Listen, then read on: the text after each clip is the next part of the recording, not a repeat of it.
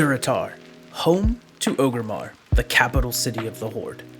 Thrall named this harsh land after his father Durotar, a reminder that the Horde was meant to be built on honor, and that everyone who walks this land must find their place within it. For a young orc, that journey begins in the Valley of Trials, where strength and honor are tested for the first time.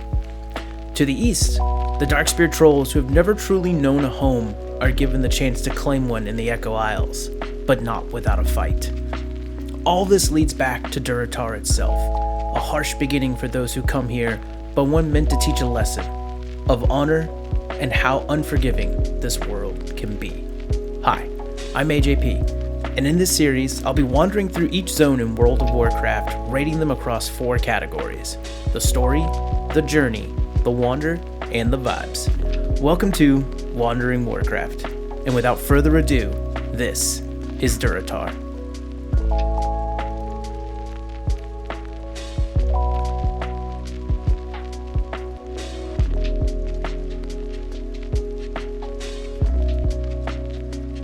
Alright, so let's go ahead and start with the story.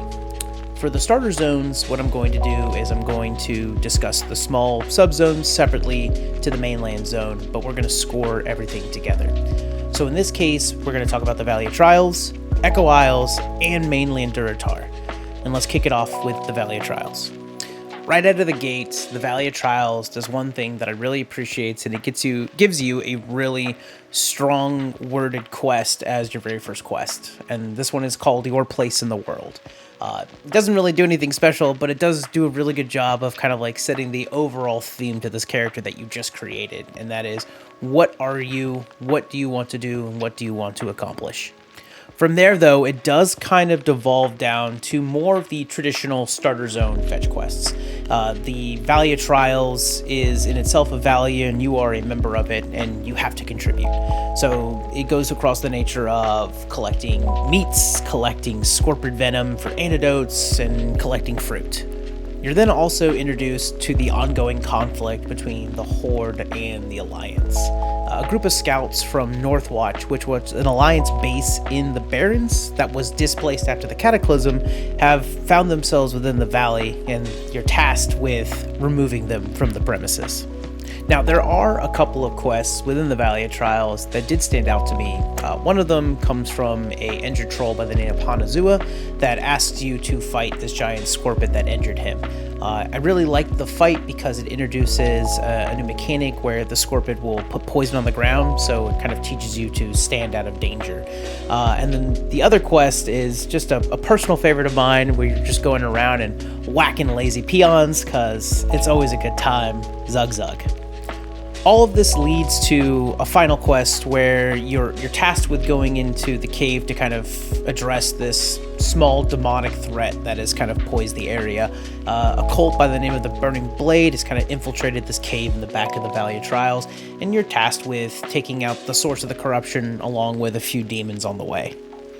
Now, moving over to the Echo Isles, you can immediately tell there's like a differential shift in the type of narrative that they want to deliver with this zone. Starting it off with just a couple of key points. The first one being you have a companion character. His name is Zuni, and he will follow you around and actually appear when you're on certain quests and help you fight and things like that. And then the second one that I noticed is that it introduces you to a faction leader, like right off the bat with Vol'jin. And I really liked this quest because if you stick around for it, you're actually given this really deep foreshadowing that you'll find out in a later expansion on the ongoing conflict and shift between Vol'jin and Garrosh Hellscream, the war chief of the Horde. Overlying all of that, though, you're introduced to this new foundation within the Darkspear trolls. They finally have a home for the first time, and they're doing things to want to defend it, like training. You're collecting pelts for armor. You're tending to the raptors, which are used to ride on and to train. So you're kind of helping build this foundational army along the way. This in itself leads to a very interesting quest where you actually have to find and tame this running around raptor by the name of Swiftclaw. I really thought it was like a little fun thing to do. You don't really see that kind of interactiveness within a starting zone. So it was just kind of like a nice change of pace. All of these quests then lead into the looming threat among the Echo Isles, and it's the Naga. They've started to encroach the land. They're starting to corrupt the raptors, and you rally together the Darkspear trolls. You rally to fight back, to push them back, and it ends in this kind of climactic battle against Zarjira, who is like the Sea Witch, the one leading this charge. And then it does something that I wasn't expecting the very first time I played it, and it always still leaves an impact for me every time I go back to this zone with a different character. And that is Zuni falls in battle. Zuni falls to the Sea Witch as he's trying to help. And the important thing to remember is it's like it doesn't matter how strong your character is. You can go back and be there at like max level and burn down the witch in like 2 shots. It doesn't matter. Zuni will always fall. And I think that like introduces this new concept into the game of like characters can die. We as players can get resurrected all the time, but NPCs, they can go, and you learn that early on through it. And finally, let's talk about mainland Durotar altogether. And regardless if you start in the Valley of Trials or in the Echo Isles, both of them will actually lead you to your next stop in the destination, which is Sen'jin Village.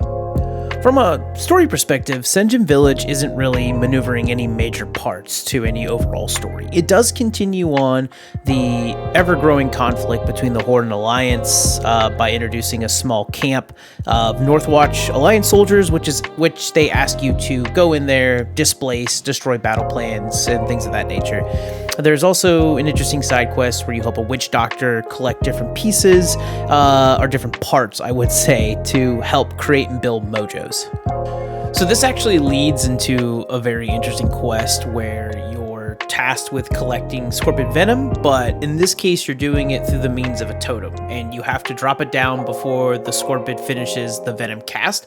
And I think this does a really good job of introducing the player to cast bars and the mechanic of being able to interrupt or displace that ability, because as we hit max level and we go through Mythic Plus dungeons, interrupting abilities becomes very pivotal, and I think this does a really good job of kind of like introducing that early on.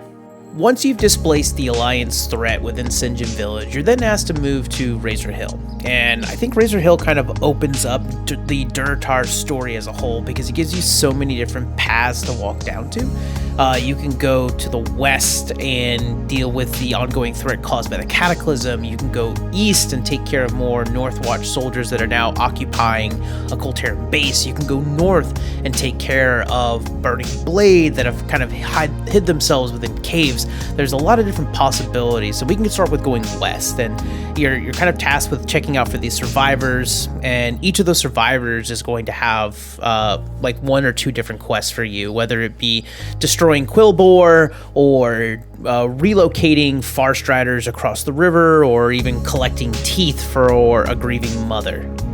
Going east actually has you continuing the ongoing battle between the Horde and the Alliance. There's a group of Northwatch soldiers that have hoarded themselves inside a Kultaran base, and you're asked to displace them by the boss of Razor Hill. What I actually liked about this quest wasn't so much the quest itself, but it was kind of like a companion quest that you're given by a goblin on your way out, she's just straight up asking you, hey, while you're going over there, why don't you just steal me some treasure? Which you do. So you take care of the soldiers, steal some treasure, make your way back, and then the boss of Razor Hill then asks you again, like, hey, I need you to go to the beach. There's, storming elementals. They're causing all kinds of chaos. I need you to take care of them. Great. The goblin says, hey, while you're going to the beach, why don't you steal me some tools? So I kind of like the accompanying quests that go along with it. And there's something interesting about the beach quest too, is that you're going to see scattered across injured Horde soldiers. Healing them is actually going to give you a new quest where you're to go and find injured soldiers on the beach, heal them up, and then they'll make their way back to town. So this is kind of a really cool way of like rewarding curiosity by either healing them or using the interactive button on them to bring them back.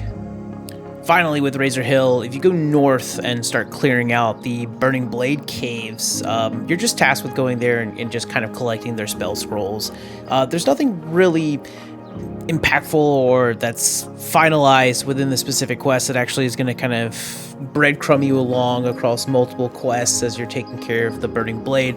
But one thing that I did find interesting about this quest was like you kind of get a stacking debuff along the way, and if you gain enough stacks of it, you turn into the like demonic purple Illidan model for a little while, which I always thought was cool. I just thought it was like a fun surprise when it happens to you for the first time, and you just kind of look forward to it happening every single time you get it. So very nice.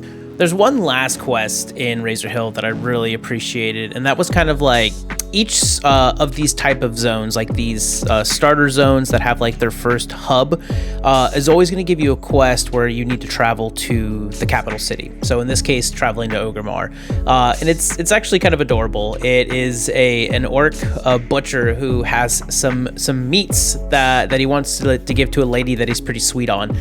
And so you fly to Orgrimmar, you deliver the meats to the girl. She reciprocates it very well, gives you a little private letter to send back to him, and things like that. And while the story itself is cute, like those kind of quests do serve a really good purpose for new players, because it kind of forces them to go to the capital city, where they're going to have access to things like their bank, the auction house, trainers, which I guess in this case it doesn't really matter anymore, because you get the item or the skills or the abilities as you're leveling, and so on and so forth. But it's still like it's impactful, but the way they provided this story to kind of be cutesy was something that I enjoyed. Outside of Sinjin Village and Razor Hill, there's actually one small area of the game that does provide some more story context, and that is I'm going to butcher the name here, it's the Dranoshar Blockade. And what it does is kind of provide some additional foreshadowing to some of the ongoing stories that we're going to see in other expansions regarding Garrosh Hellscream, where even orcs who might not align with his more war-based tactics or speaking out. It's actually emphasized in a small couple of quests that you do, one for a Garrosh orc supporter, and then one that you do for a Thrall orc supporter. They're kind of having you see different ways about doing it. The Garrosh supporter is more about battle and honor, while the Thrall supporter is more about patience. And this leads your character into going into a couple of interesting directions. This one also has a really interesting quest where you have to swim down into Thunder Ridge, which has been flooded after the Cataclysm, and you need to pry an orb out of a Goblin Warlock's hand. And, well, he ain't letting go of it, so you got to take the hand with you as well. And it's an interesting interaction when you're turning in that quest and you're just handing this guy a severed hand. And I really enjoyed that. I thought that was a funny little nod in the story aspect. From there are a couple of smaller paths you would then take, and one of them is actually having you go through Skull Rock, which, if you're a classic player or someone who's been recently in hardcore, know that area all too well. Rip to many of those characters. And this is having you clear out more Burning Blade cultists, and actually taking that information over to the Cleft of Shadows, which is kind of like the Warlock Coven within Orgrimmar, where you're then, as your next step, you're told to go to North Barrens. And then there is another interesting quest regarding a character by the name of Spiketooth, and he's got gladiators. He calls them gladiators. They're prisoners. He's got 3 people chained, and he wants you to fight them. I don't really understand the lore implications or any of the backstory on that, so if somebody in the comments wants to elaborate, I would really appreciate that. But that kind of covers all of the Durotar quests as a whole. There are a couple of smaller ones that I might be overlooking, one of them with a goblin having you go through the harpy infested areas to kind of clear a supply path and things of that nature. But then the game kind of gives you, branching paths if you want to go to North Barrens or if you want to go to Ajara.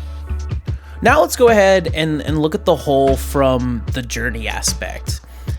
Valley of Trials is very enclosed. It puts you exactly where you need to be for each quest, and it doesn't have you go too far to accomplish that.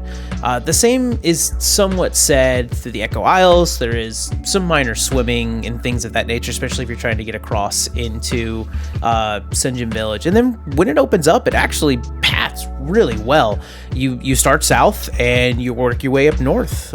Razor Hill kind of has you extending out to east and west, a little bit of north, but nothing seems to be too long. There's no large scale traveling. All of the quests line up really nicely. In fact, there's probably some like speed run order that I'm missing in some regard there.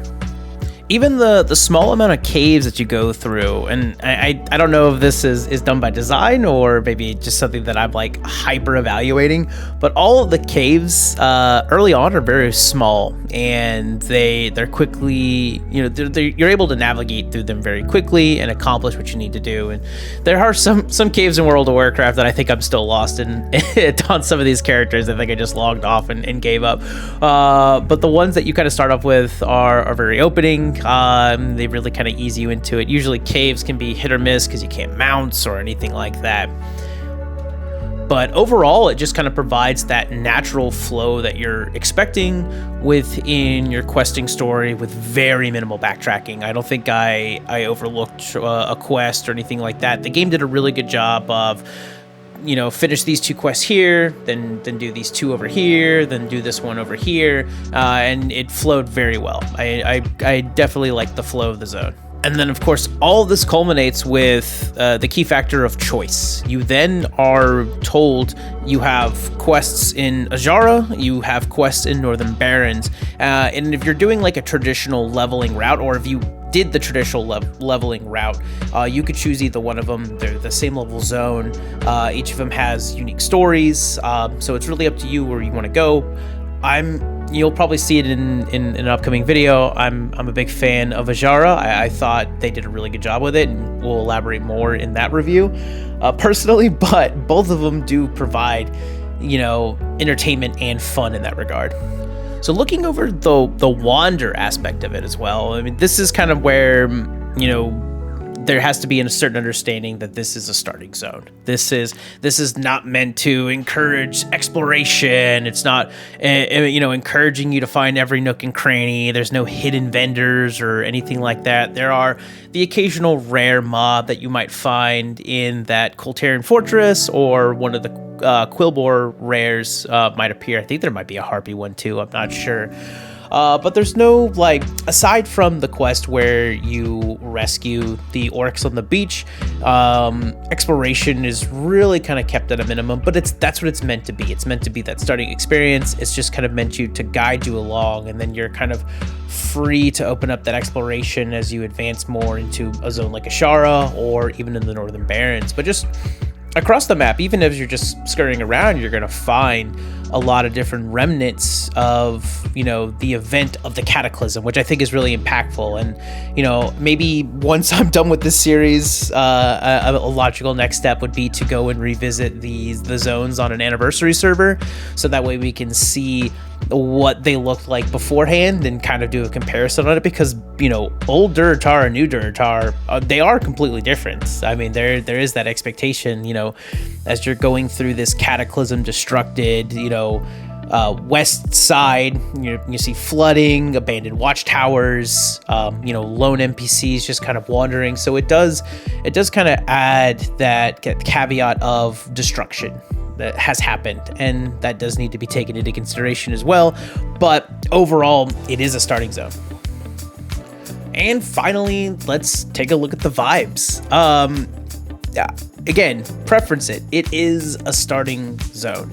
And comparatively to my review of Exile's Reach, Exile's Reach was kind of, had the groundwork across multiple expansions to have different biomes and be different and things like that. Whereas this version of Durotar was created during the Cataclysm expansion, so it has seen at least 7 expansions past it, full of new inspiration, assets, artwork, and things like that. There's only so many things you can do with rocks and crags and things of that nature. Now, where it does kind of add a bit more into the nuance, and it is the Echo Isles. The Echo Isles does feel different. It feels new. It incorporates a lot of the Darkspear troll architecture, because there is different architecture among different troll nations.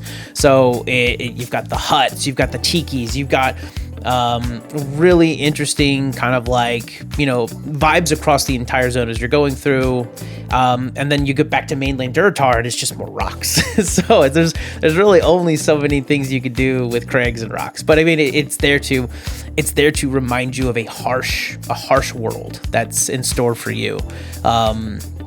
But then, of course, it's really well complemented by the music, I would say. The music for both Valley of Trials and mainland Durotar it's slow, methodic. You've got the strings and the woods kind of playing like as through like it's that desert exploration kind of that vibe. And then of course you switch back over to the Echo Isles and St. John Village, and you've got the troll drums. You've got more of like a tribalistic kind of sound, that music, which it's nice that they're able to kind of like shift them, especially as you're just going across the zone and you're hitting these different areas. The music changes instantaneously, which I did appreciate as well.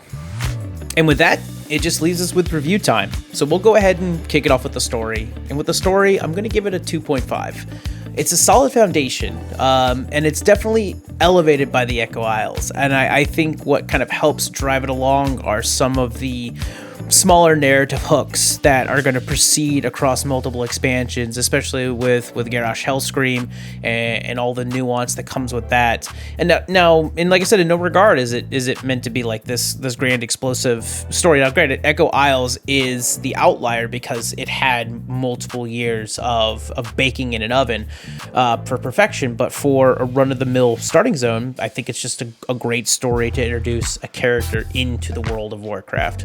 For the journey, I'm going to go ahead and give this a 3. I think it's a very smooth pacing overall. The zone feels very contained. Even if you split it across Echo Isles, Valley of Trials, and mainland Durotar, you don't have to go too far for all of the questings. Like I said, I never felt like I had to backtrack anywhere. Aside from the occasional swim for the Echo Isles, there was no frustrating movement around or anything like that.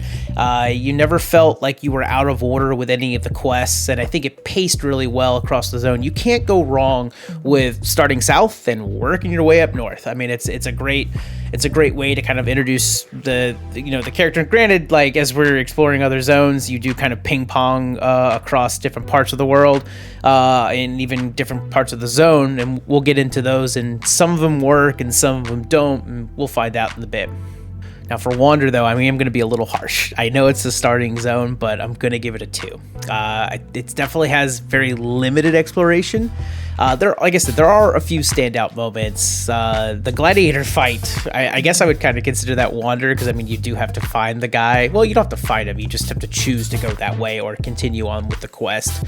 And of course, healing the orcs on the beach, which I thought was, a pretty interesting nod.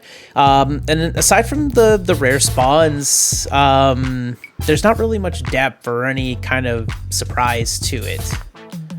And finally, we have the vibes, which I'm actually going to give a 3.5. I do feel like even though you can't do a lot with rocks and crags and deserts, they do a good job with it. And I think it's elevated again by the Echo Isles and St. John Village, just because it introduces that new biome of the Darkspear troll, template. You've got the village construction, you've got the tikis, you've got the huts, you got like all that, and then of course the music kind of adds that more eccentric vibe into it.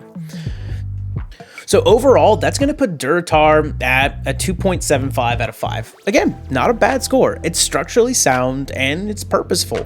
It's elevated by the Echo Isles, but kind of held back by its role as a starting zone rather than a destination. And that's going to do it for this episode of Wandering WarCraft. I really appreciate you guys watching the video. And please feel free to comment. I love getting your feedback. Your feedback kind of helped transform what was more of like a script-based into more of just me, rattling off things that I really appreciate about, or things that I like, things that I didn't like about the zones, things that I'm kind of like in the middle of, but all of them kind of lead to why I do this and why I play this game is because it has made an impact on me in one way or another. Hopefully the game has made an impact on you, whether it be good or bad. I have gotten a lot of comments about people going like, why are you supporting this trash game? And I'm like, well, I mean, I've been playing it for like 21 years, so what else am I gonna do? But I am AJP. Thank you so much for watching, guys. I really do appreciate it. I hope you have a wonderful rest of your week, and I look forward to seeing you on the next one. Take care. Bye.